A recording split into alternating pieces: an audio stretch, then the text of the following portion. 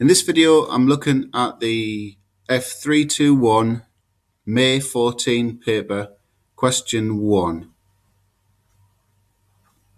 So the question starts off about antimony, not an element that you will have probably studied as part of your course.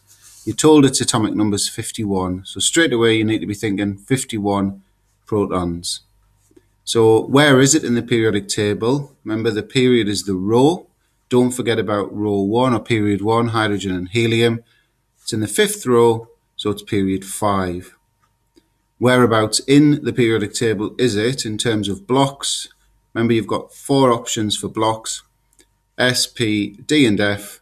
Well, it's over on the right-hand side in that sort of square area, and that's the P block. And then a definition of isotopes. The important thing here with the definition must say atoms of the same element, different numbers of neutrons. You could say atoms with the same number of protons, but different numbers of neutrons. Why do isotopes of the same element have the same chemical properties? Well, chemical reactions are determined by the electronic configuration. The electrons for the isotopes of antimony are exactly the same electronic configuration, so they're going to react the same. Complete the table. We're now given the mass number for antimony 121. So like we said before, the proton number, the atomic number, 51 protons. Atoms have to be neutral overall, so there must be 51 electrons. The neutron number for antimony 121 is the large number, the 121 minus the 51, so we get 70. Another definition. So already we've got 4 marks worth of definitions here.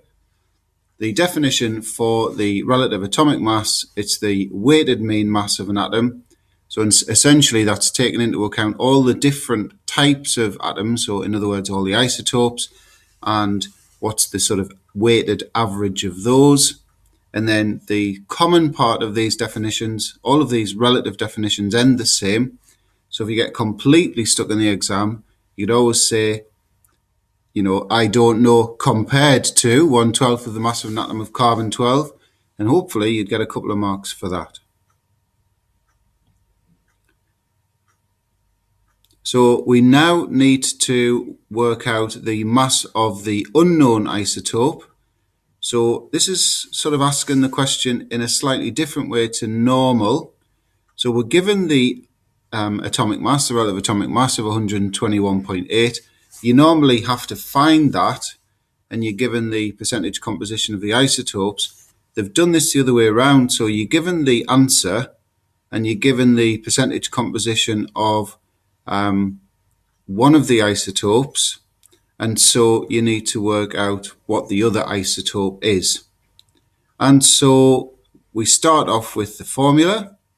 So relative atomic mass is the mass of the isotope times its percentage abundance plus the mass of the other isotope. There are only 2 isotopes in this problem, times its percentage abundance all over 100.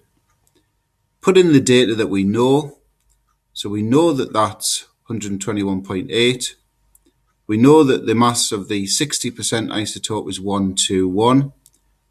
The percentage of the other isotope has got to be 40 because 100 minus 60 is 40. There's the unknown. That's the mass we're trying to find all over 100. And then it all rearranges like this. And we get 123 as our answer. SbCl3 exists as simple covalent molecules, so we have to draw a dot and cross diagram. So just keep calm, keep your head, and just think, right, where is antimony in the periodic table? It's in group 5. So it's got 5 outer electrons. It's using 3 of these, so these dots here are covalently bonding to these 3 chlorines. So there's 2 electrons left, so it's got a lone pair.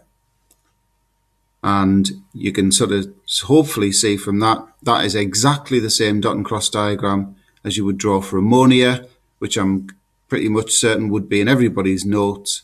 And so you just give the answer as if it was ammonia. And I've got written up here the sort of three main things you have to include in an answer about shape. How many pairs of electrons are there in the valence shell? So we've got 1, 2, 3, 4. How many are bonding pairs? How many are lone pairs? 3 bonding pairs, 1 lone pair. Is the repulsion equal? No, it's not, but don't forget to say why not. Lone pairs repel more than bonding pairs. And so the shape, well, if you know your shape for ammonia, you can just sort of quote that straight away. It's got a pyramidal shape. And the explanation, we've got 4 pairs of electrons in the valence shell, 3 bonding, 1 lone. Repulsion's not equal due to that extra repulsion from the lone pair.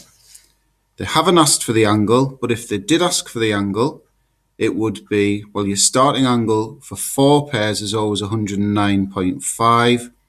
But because of this lone pair, we need to factor in the extra repulsion. So general rule of thumb is for 1 lone pair, you knock off 2.5 degrees from the angle, so it goes down to 107. SbCl3 molecules are polar, explain why. So we've got, in terms of electron density or polarity, polar bonds, this lone pair is causing the symmetry to be broken in the molecule. And so we've got an unsymmetrical molecule due to that lone pair. And because of that, the dipoles can't cancel out. And so there would be an overall dipole on this molecule.